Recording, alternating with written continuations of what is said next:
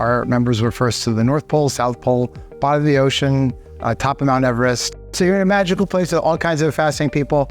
At the same time, thinking back to the famous first downstairs, that's our history. We celebrate it, we love it, but we're also firmly focused on the present with our members going around the globe, discovering new things. We do all kinds of programs like this, like public lectures, like World Oceans Week, Climate Week, annual dinners, all things with the idea of getting people out and getting them to explore. So we do all kinds of things to try and make exploration more inclusive, both bring in a bigger community and also get that next generation going. So that's a little bit about us.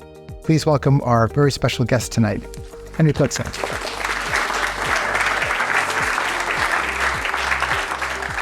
I was really struck by your background and your journey in terms of how you got to where you are today. We had a place in Greece and spent my summers in the Mediterranean in Corfu, just exploring rock caves and caves and diving and sort of finding octopuses and all sorts of weird things that should freak out my family. I think that sort of set the bar. But you still then sort of went through the process. You went to your education and then you sort of peer pressure from parents to say you've got to go and be successful and go and make money. Well, how do you do that? And sort of reluctantly, I sort of went into banking, knowing that I was going to hate it. And while I was sort of in limbo in the UK, a chance conversation with a friend in Scotland over a bottle of the famous Grouse whiskey on a salmon river. This guy saying, "Look, I've heard about a ski race to the magnetic North Pole. What do you think?" And half a bottle of whiskey down, I was like, this is a great idea. Bit of a problem, didn't know anything about cold weather survival, didn't know anything about camping, let alone cross-country skiing.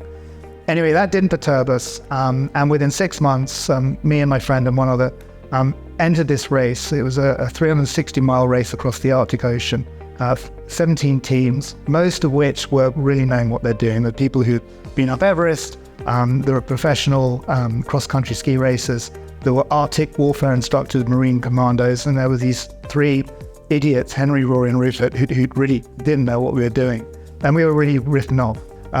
Couldn't feel my hands, my feet were bloody mush. I lost something like 28 pounds in the 2 weeks to do this race. Long story short, we ended up winning this race. But within a week of finishing this race, the rose-tinted spectacles sort of came on, and it's like, well, what do we do next? And that's sort of when the trajectory started. And we decided to do the next logical thing. We had a bit of success in the Arctic. Let's go down to the Antarctic. And so I started expanding my research a bit, and then discovered this place in the Antarctic called the Pole of Inaccessibility. Now, every landmass has a pole of inaccessibility. It's the exact center of a landmass. So it's the furthest point from the ocean. And in the Antarctic, this landmass is considerably further than the South Pole. The South Pole is the axis of the planet. No one had ever been there on foot before. The only previous visitors was a Soviet expedition back in 1958. And they got there. It took them 2 years using these tracked vehicles. But the real sort of kicker for us, the real draw, is that they left a statue of Lenin in the middle of Antarctica, the most remote point on the planet. It was a 52-day expedition, 1,100 miles, temperatures minus 40 degrees before the wind chill.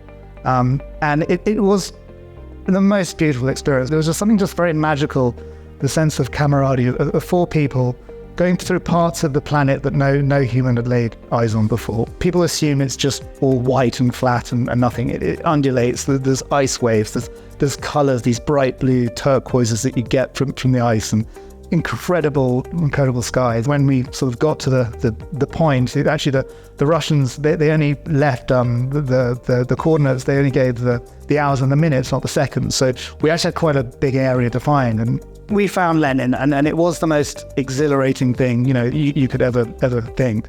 It was at this moment that I realized this is what I'm here for. This is what I want to do. I want to see the world and I want to show people. And then from then on, started creating trips for people all around the world. It's about trying to show people the world in an authentic way and show this vast planet, which is so amazing and so fantastic and so varied.